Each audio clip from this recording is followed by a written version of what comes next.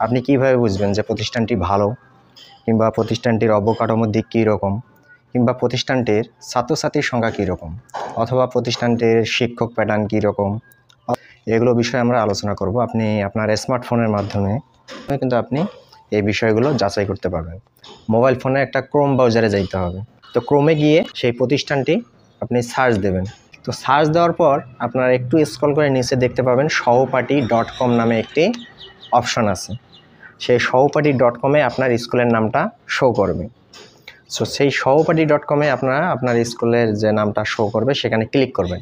Click করার পর ইএনই নাম্বারটা দিয়ে কনফার্ম হয়ে নেবেন যে এটা আসলে আপনি যে প্রতিষ্ঠানটি খুঁজতেছেন সেই প্রতিষ্ঠানটি ঠিক আছে কি না। কারণ একই নামে কিন্তু সারা বাংলাদেশে অনেক প্রতিষ্ঠান আছে, কিন্তু ইএনই নাম্বার কিন্তু সেম হয় না।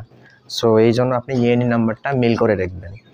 তো দেখার পর সেখানে স্কুলের ভিতরে যখন আপনারা প্রবেশ করবেন সেখানে আপনারা প্রত্যেক সালে এসএসসি ক্যান্ডিডেট প্রত্যেক বছরে কতজন পরীক্ষা দেয় সেগুলো আপনারা ডিটেলসে দেখতে পাবেন। তো সভাপতি যখন দেখবেন যে এসএসসি ক্যান্ডিডেট বেশি থাকবে, 60, 70, 80 বা এর বেশি থাকবে, তখনই আপনি ধরে নেবেন যে সেই প্রতিষ্ঠানটি নিঃসন্দেহে অনেক ছাত্রছাত্রী আছে। তো আপনাদের জন্য শুভকামনা রইল। ধন্যবাদ।